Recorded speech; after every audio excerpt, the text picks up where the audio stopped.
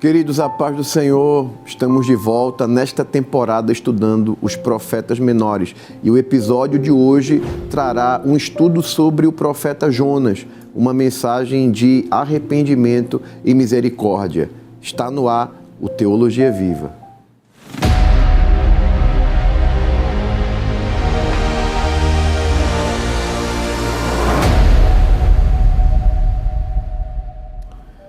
Fala-se que o profeta é a sua mensagem. E Jonas representava uma mensagem não muito diferente dos demais profetas. Sua mensagem era meio que dramática.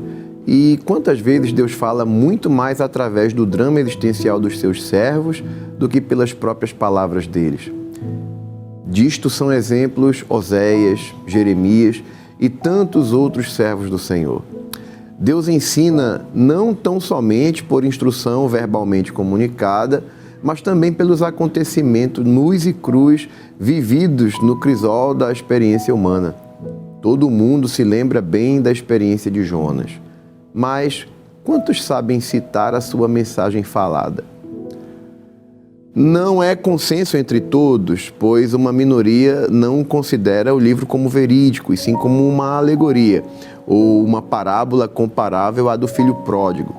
Contra essa opinião, contudo, levanta-se a objeção de que nenhum outro livro da Bíblia é exclusivamente parabólico. E, ainda mais, Jonas, filho de Amitai, é mencionado em 2 Reis, capítulo 14, versículo 25, como profeta. De importância capital é a citação de Jonas por nosso Senhor Jesus Cristo em Mateus, no capítulo 12. Neste trecho, o Senhor Jesus não somente fala dos ninivitas no dia do juízo, mas também menciona logo em seguida a rainha de Sabá e Salomão. Ora, se estas são pessoas históricas, Jonas e os ninivitas também o são. Para negar a historicidade de Jonas e sua experiência no peixe, seria necessário negar a veracidade de Jesus como Filho de Deus. Quem foi o profeta Jonas? Jonas era natural de Gat-Hefer. Viveu no reinado de Jeroboão II, que se estendeu por volta de 782 a 753 a.C. e ajudou a recobrar algum território perdido de Israel, o que pode ter ocorrido depois de sua visita a Nínive e durante o intervalo ocasionado pelo arrependimento temporário dessa cidade. Jonas foi o primeiro profeta hebreu enviado a um país pagão. Deus lhe falou que advertisse o povo ímpio de Nínive a afastar-se dos seus pecados. Jonas, tentando fugir dessa tarefa ingrata, viu-se engolido por um grande peixe. Quando eventualmente pregou ao povo de Nínive e ele se arrependeu e voltou-se para Deus, Jonas ficou furioso. Jonas, e através de Jonas, o povo judeu tinham de aprender que Deus se importa com os povos de todas as nações e até mesmo com seus animais. Foi uma época em que o poderio da Assíria estava se impondo no Oriente Médio. A crueldade assíria era lendária. Todos os povos detestavam as práticas desumanas de suas tropas vitoriosas. Jonas tipificava o judeu que nunca entenderia como seria possível o Senhor amar os assírios. Como povo eleito, os judeus esperariam que o seu Deus arremetesse contra eles. O livro de Jonas mostra a resistência desse profeta ao propósito divino de evangelizar a raça mais cruel e odiada do mundo. O ódio racial de Jonas e a sua consequente desobediência ao mandado divino explicam a depressão espiritual da qual Jonas se tornou vítima. O inexplicável amor de Deus para todas as nações, sem distinção nenhuma, não encontrou eco no coração de Jonas. Um profeta obstinado.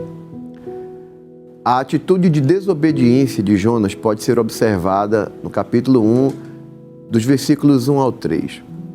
O nome de Jonas significa em hebraico pomba.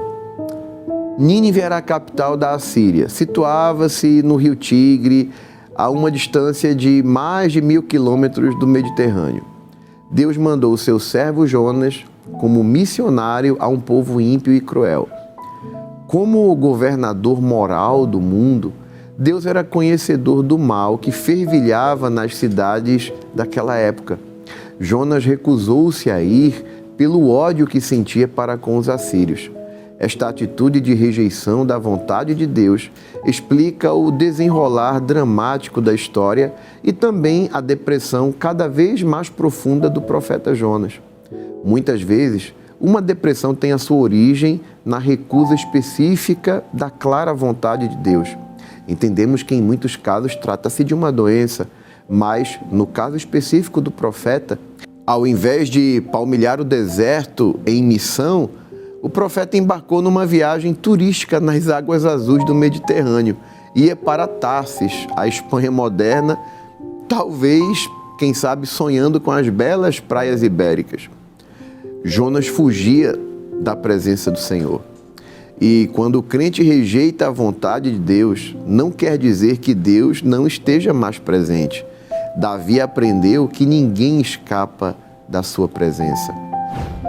Para onde me ausentarei do teu espírito? Para onde fugirei da tua face? Se subo aos céus, lá estás. Se faço a minha cama no mais profundo abismo, lá estás também. São as palavras de Davi no Salmo 139. Deus sempre está presente, mas às vezes se esconde. O mesmo Davi bradou: até quando ocultarás de mim o teu rosto? Isto está no Salmo 13. A desobediência nos rouba, e é isso que queremos explicar, o gozo da presença de Deus. Esta perda provoca logo uma certa depressão espiritual. Foi algo parecido com o castigo que Caim levou. Perceba o que diz o texto de Gênesis: da tua presença hei de esconder-me, serei fugitivo e errante pela terra. Quem anda com o Senhor sente e sabe que todas as coisas cooperam para o bem daqueles que o amam.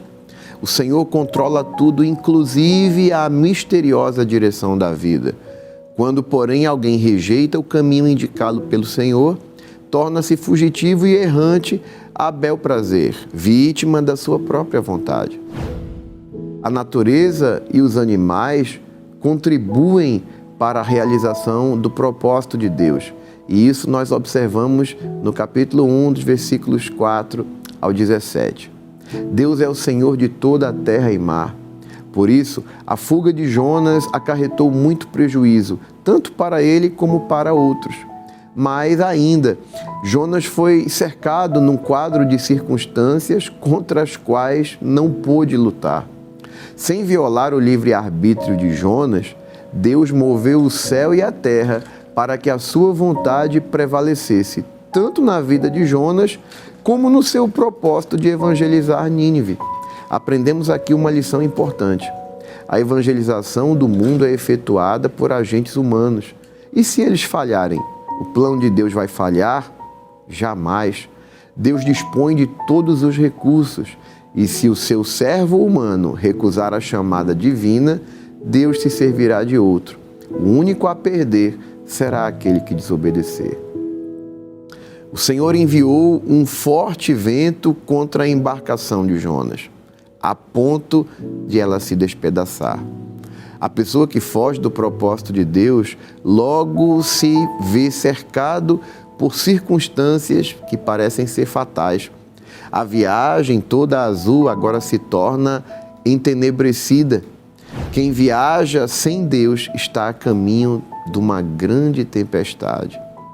Os resultados da desobediência de Jonas foram impressionantes. Outras pessoas inocentes foram envolvidas. Os próprios marinheiros, acostumados à fúria do mar, se atemorizaram naquela situação.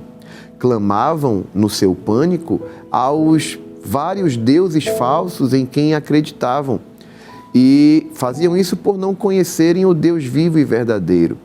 Tiveram ainda perdas materiais, lançaram no mar a preciosa carga, causando enormes prejuízos.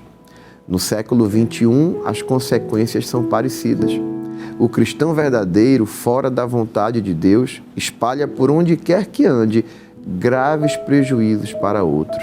E o pior de tudo, naquela hora em que a morte ameaçava, Jonas era um crente de boca fechada. Em vez de falar do Senhor, preferiu estar dormindo. Jonas dormia profundamente. Em sua fuga da realidade, entregou-se ao sono.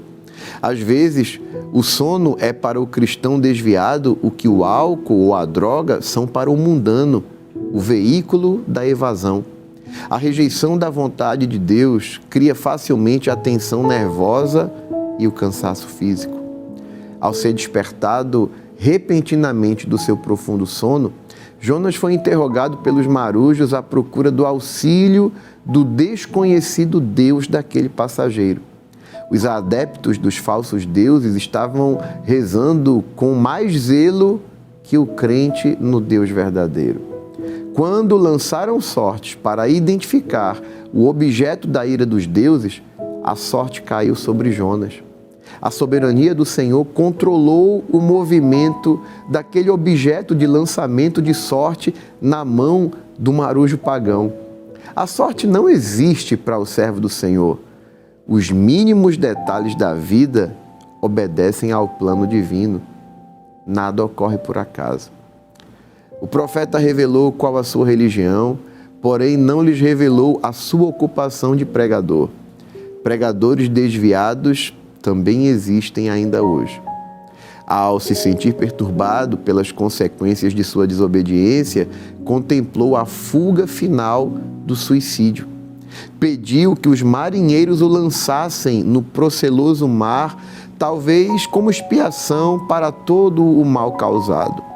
Um consolo observar que Deus não abandonou esta alma tão desesperada. A humanidade comum dos marinheiros não aceitou aquela solução fatal proposta por Jonas, sem primeiro tentar alcançar a costa. Aqui encontramos uma lição. No mundo inteiro não há quem possa livrar-se do processo circunstancial posto em movimento pelo Senhor. Jonas ficou preso nas malhas tecidas pelas mãos do Pai Celestial. Em vão, aqueles homens começaram a remar, esforçando-se para alcançar a terra. Custasse o que custasse, o passageiro Jonas teria de aprender que servia ao Senhor de todas as circunstâncias. A desobediência de Jonas não agravou o estado espiritual dos espectadores daquele drama. Ao contrário, os marinheiros chegaram a conhecer o Senhor. Adoraram esse Deus tão pessoal que podia controlar os elementos a fim de circunscrever a vida de um só homem. A disciplina do Senhor despertou neles reverente temor a Deus. O primeiro capítulo termina num xeque-mate. No jogo da vida, Jonas era livre para fazer qualquer movimento, mas o adversário divino pôs um limite àquela partida com a última peça jogada. Deparou o Senhor um grande peixe para que tragasse a Jonas. Lemos isso no capítulo 1, versículo 17. Para Jonas, 3 dias e 3 noites na espessa escuridão das entranhas do peixe bastaram para render-se incondicionalmente. Deus mandou o grande peixe no momento exato em que Jonas foi entregue às ondas. O plano divino é sempre perfeito. O profeta experimentou a mais profunda depressão espiritual antes de voltar ao caminho da obediência. Apesar das muitas falhas no testemunho de Jonas, sua experiência apontou para Jesus, sua sepultura e ressurreição. Que maravilha que Deus manifesta a glória de Jesus Cristo em vasos de barro insubmissos e indignos de tamanha honra. A oração de arrependimento e a volta à obediência são observadas a partir do capítulo 2. Diz o texto: então Jonas, do ventre do peixe, orou ao Senhor. Aparentemente, a vida de oração do profeta estava enfraquecida em face da sua desobediência. Na sua angústia, ele clamou ao Senhor. Muitas vezes o Senhor permite que o desviado sofra para que clame novamente a Ele em oração. A depressão espiritual de Jonas foi tão profunda que a sua linguagem antevê a descrição dos horrores sofridos por Cristo na cruz. Dentro do peixe, Jonas reconheceu finalmente que Deus estava manobrando todas as suas circunstâncias. E então ele orou: Tu me lançaste no profundo. Reconhecer a autoridade divina é o primeiro passo para o arrependimento. Como judeu piedoso, Jonas mandou a sua oração para o templo na cidade santa de Jerusalém. O profeta que se queixara da comissão missionária que lhe fora entregue, agora agradeceu ao Senhor e prometeu fazer sacrifícios e cumprir as suas promessas ao Senhor. Isto sim é salvação. Arrependido da sua desobediência, Jonas recebeu a resposta graciosa de Deus. O peixe vomitou a Jonas na terra. Como neste caso notável, as nossas circunstâncias são uma prisão para nós até que voltemos ao espírito da plena obediência. Obediente, porém contrariado. Capítulo 3 revela: veio a palavra do Senhor segunda vez. O Senhor é paciente e misericordioso. Quantas vezes Ele renova a sua chamada para com os que recusaram com insistência o privilégio de cooperar com Ele. Assim que Jonas se levantou e foi a Nínive, da costa do Mediterrâneo até Nínive seria uma viagem de uns 1.500 quilômetros. Naquela época, a viagem levaria algumas semanas. Quando finalmente Jonas chegou, percorreu a grande cidade. E só para atravessar a área municipal era necessário andar por 3 dias. A periferia da cidade teria talvez uns 100 quilômetros. Jonas obedeceu ao pé da letra. Ao chegar na cidade, ele disse: ainda 40 dias e Nínive será subvertida. O profeta não estava contente em saber que Deus poderia perdoar os ninivitas. Ele queria aparentemente que Deus derramasse o juízo, sem antes mesmo de lhes oferecer uma chance de arrependimento. Muito embora a ordem divina, ele obedecia sem amor ao próximo. O pregador deprimido não tinha compaixão. Pregava o juízo, mas sem nenhuma lágrima nas faces. Prenunciava sadicamente o fogo e o enxofre. Por conseguinte, havia uma ausência total de gozo na sua personalidade. Surpreendentemente, todos os habitantes, até o rei no trono, se arrependeram. A sinceridade daquele rei pagão foi tão grande que ele proclama um edito real, chamando o povo ao jejum, à oração e ao arrependimento, que na verdade era a mudança de vida. Deus tomou conhecimento daquele arrependimento sincero dos ninivitas e os poupou. Nínive não foi destruída. E assim, a profecia de Jonas, de que aquela cidade seria subvertida ou destruída, não se cumpriu. Esse fato desanimou Jonas por 2 razões. Primeiro, porque ele desejava a destruição de Nínive. Segundo, porque a sua reputação como profeta seria comprometida entre os judeus.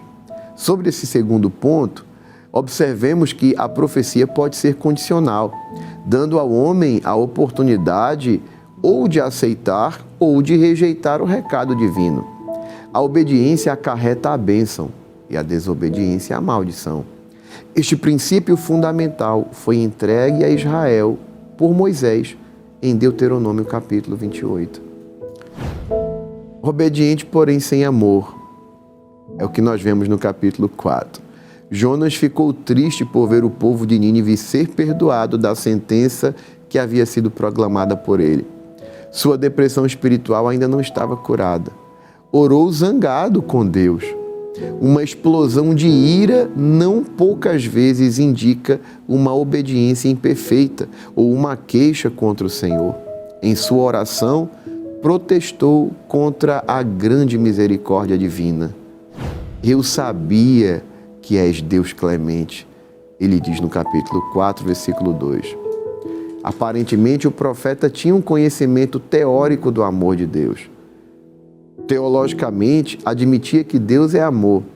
O problema crucial foi a aplicação da teologia ortodoxa à realidade vivencial. O seu ódio para com os ninivitas era maior do que o seu amor para com a mensagem da graça divina. O ministério de Jonas foi instrutivo. Ele pregava com satisfação a mensagem do fogo, do enxofre, da punição. Mandava para o inferno, obedecia, mas sem amor. Nenhuma lágrima corria da sua face, como nós afirmamos antes. Ele tinha mais interesse pela sua reputação como pregador, falando e sabendo que iria se cumprir aquele juízo, do que pela salvação dos perdidos que estavam ali. Para ele, as palavras pregadas eram mais importantes que as pessoas. E esse crasso egoísmo, essa insensibilidade desumana servem como lição para todos os pregadores modernos. Tamanho orgulho levou Jonas mais uma vez a desejar a morte. Ele diz: melhor me é morrer do que viver. Não é difícil o verdadeiro crente ceder à tentação de buscar a autodestruição ou de desejá-la, uma vez que se tenha afastado do Senhor ou que lhe tenha obedecido maquinalmente, mas sem amor. Deus dialogou com Jonas com imensa paciência. Jonas não lhe respondeu. Assentou-se fora da cidade de Nínive até ver o que aconteceria à cidade. Tão duro foi o coração do profeta que este ainda esperava que Deus mudasse de pensamento e destruísse aquela cidade odiada. Ele quis salvar a sua reputação de profeta até o fim. Que os peritos em escatologia se lembrem dele, talvez esse seria o sentimento por trás daquelas ações.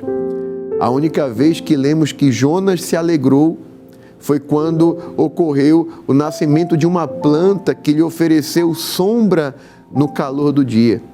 Talvez não exista em todas as Escrituras um exemplo de egoísmo espiritual tão marcante como Jonas. Devemos admitir, no entanto, que muitas vezes somos semelhantes a ele.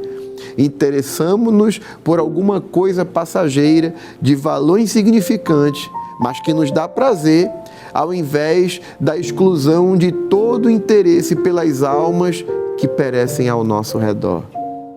O mesmo Deus que lançou sobre o mar um forte vento, que deparou um grande peixe e que fez subir uma planta frondosa, enviou também um minúsculo verme. Na verdade, todas as coisas cooperam para o bem daqueles que amam a Deus. Deus não poupa esforços para ensinar a seus servos as suas verdades. Deus é sempre Senhor das circunstâncias, contornando qualquer situação humana a fim de impor a sua vontade. A planta confortadora murchou e Jonas foi exposto ao desconforto do siroco, que era um vento abrasador que sopra no Oriente Médio. O sol causticante o fez desmaiar. Mais uma vez, a depressão espiritual levou Jonas ao caminho da autodestruição, porque, uma vez mais, ele diz: melhor me é morrer do que viver. Nem sempre o Senhor atende às expectativas do profeta. Em vez de vingar-se, mostrou misericórdia para com o povo extremamente cruel de Nínive. E, em vez de proteger o seu profeta, o deixou sofrer. Jonas foi tão egoísta que, mesmo assim, com tudo que viveu, não aprendeu a lição. Foi necessário que o Senhor lhe explicasse, dizendo: tens compaixão da planta. No final, Jonas compreendeu o plano de Deus, ainda que emocionalmente não vemos uma transformação no seu caráter.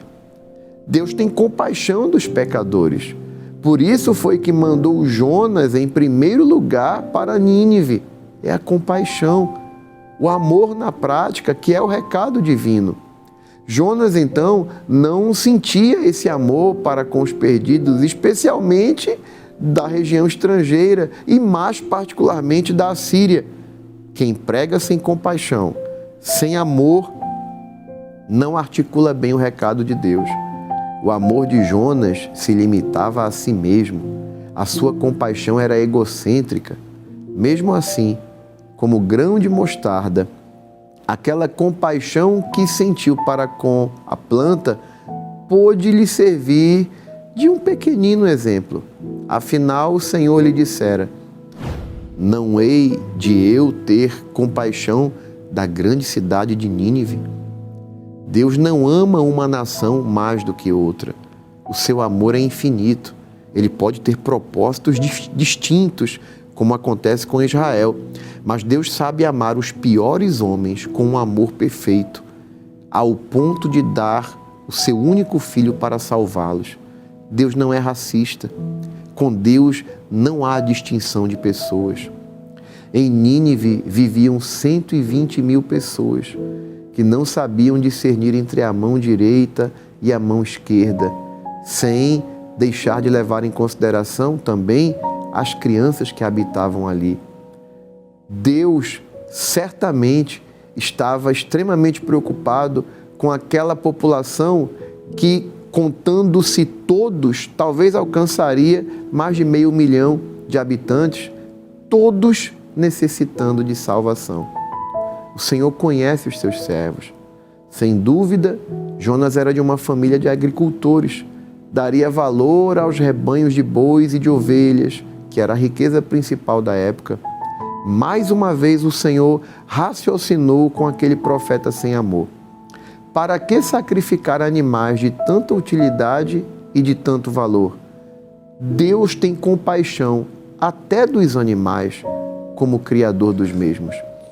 A lição é clara. Quem ama deve amar toda a criação de Deus, as plantas, os animais e os homens. Deus ama o mundo. Para nós sermos porta-vozes do Evangelho de Cristo Jesus, é preciso aprender a amar. Não basta pregar a verdade, toda a verdade e somente a verdade. O livro de Jonas nos ensina que a obediência ao apelo evangelístico e missionário não é válida sem a demonstração de amor real. Eu quero orar por você. Pai, em nome de Jesus, quero te apresentar a cada um daqueles que têm recebido esta palavra. Ajuda-nos a aprendermos com as lições extraídas da experiência de Jonas e ensina-nos a amar aqueles que nos rodeiam, independente, Senhor, do mal que porventura nos causaram. Ensina-nos a sermos menos egoístas e pensarmos, Senhor, no bem-estar daqueles que muitas vezes são mais necessitados do que nós mesmos. Ajuda-nos a trilhar os teus passos, os teus caminhos e termos um coração como o de Jesus. Que a graça do Senhor Jesus, o grande amor de Deus, nosso Pai, e a comunhão do Espírito Santo seja sobre a sua vida e a sua família, desde agora e para sempre. Deus te abençoe.